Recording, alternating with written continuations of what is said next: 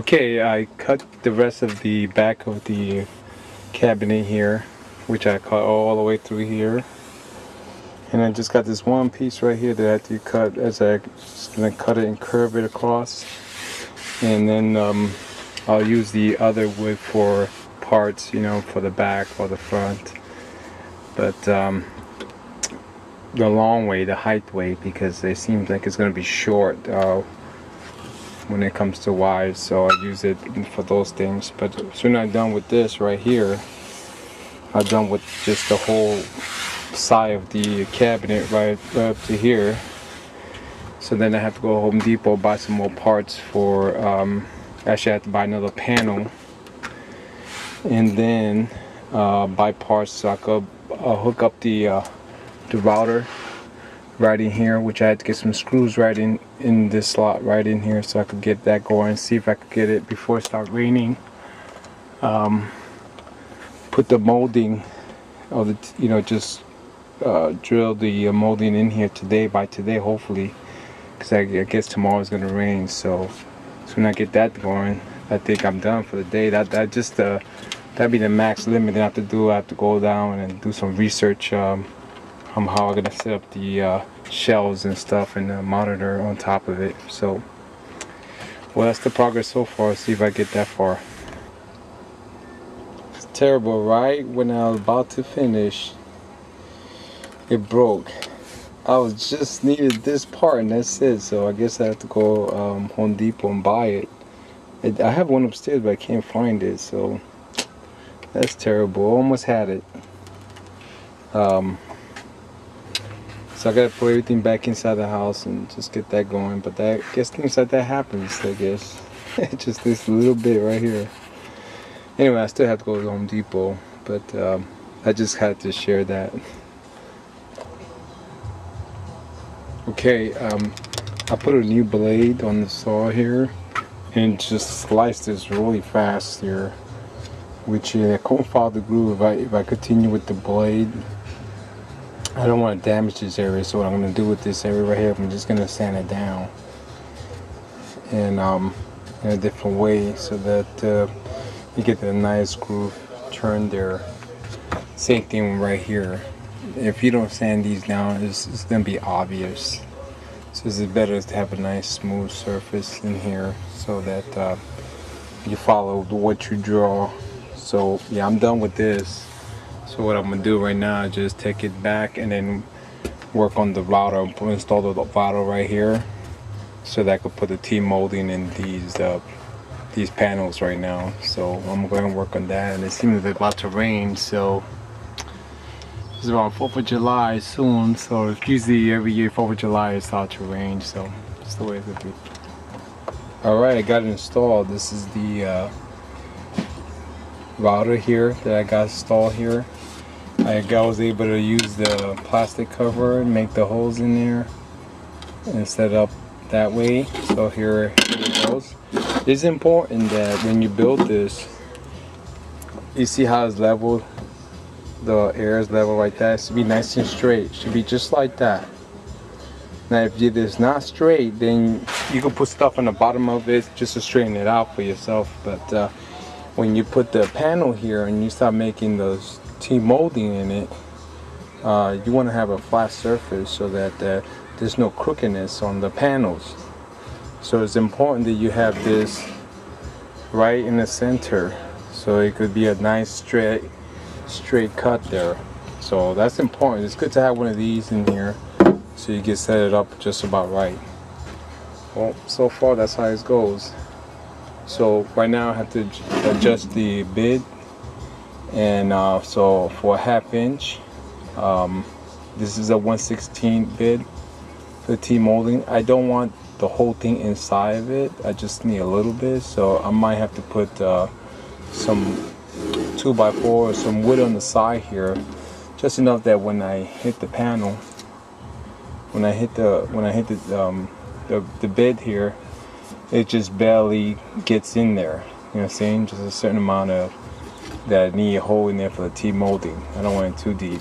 I don't think it's really important or not, but I'm not sure. But I haven't really did too much T-molding to tell you but I figure they shouldn't be all the way in there. So let me adjust this and get that going. Okay, I did a test drive. Noticed that when I was cutting it, it was right in the center, very good. I had to pull it, I put the bit a little bit down because it was going too much high. So now it's going nice and straight to the center. But I noticed that this side might be a little bit on the thick side, and this one didn't. So what I'm gonna do, it is going center, but I noticed too that when I get close to the bit, I have to put pressure. After it is in there, I have to push down and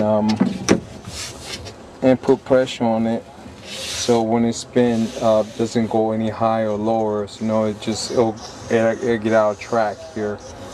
I have a new bit too, so I might try to put the new bit. This is an older one. So what I'm gonna do right now, I'm not gonna do this right away. What I'm gonna do is I'm gonna order the T-molding first, the 1/2 inch. See, this looks just right, perfect right here. And I'm saying changes. What I'm gonna do is I'm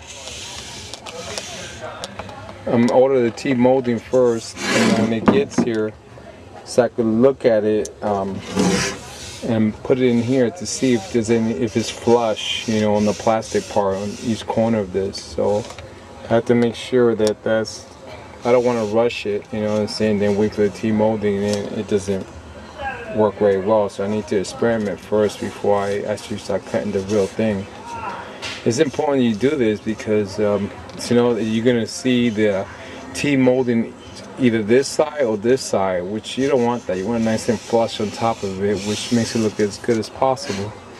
It's not every day you do arcade cabinets, so might as well go ahead and do the job right the first time. So I think I was gonna wait another week.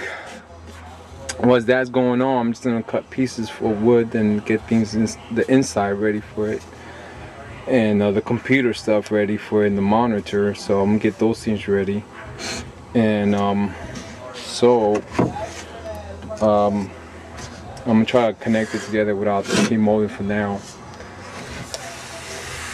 I guess I'm just gonna put everything away right now and take this apart. I guess when you gotta be patient. I guess one of the main thing. All right, Roger now. Okay, the way I set up the router bit is by having a piece of the 1/2 inch what I'm using right now, told where it's gonna be at, and just kind of move it around. It gives you an idea how it's gonna just turn at, and then you tighten it from there. That's how I'm gonna do it. So today I'm just gonna make the T-molding holes for this, so that so I get the T-molding to fit in there. So I want to do that today. So kind of explaining what I'm gonna do, and this is the setup. So all right, I did the top one right here and kind of measured to this part. Also put the 3/4 of an inch. I did it right here, so like I got a 1/2 inch panels, which will leave a 1/4 of an inch left over. So put a screw here, but that's how it came up, like that, 3/4 of an inch. Here is going to be 3/4 of an inch, and I set up my router to you see how I cut it? I used the router to actually cut this little piece of it, so when I put the other panel right there, it'll flush right inside there. I guess you could adjust this so they'll flush in there too. Doesn't really so that you can set up. I'll go downstairs and show you how I set up the router on that part, but so far that's the project so far. Still got a lot of work to do.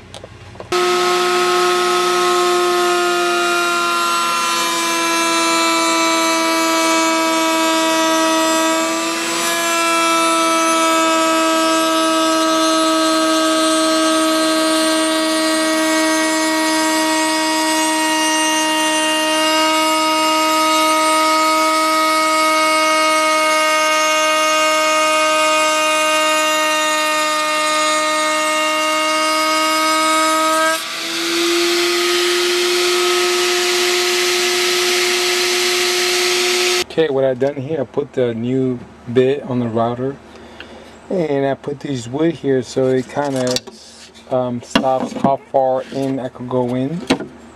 And you see it's kind of flush at that point. Also, I put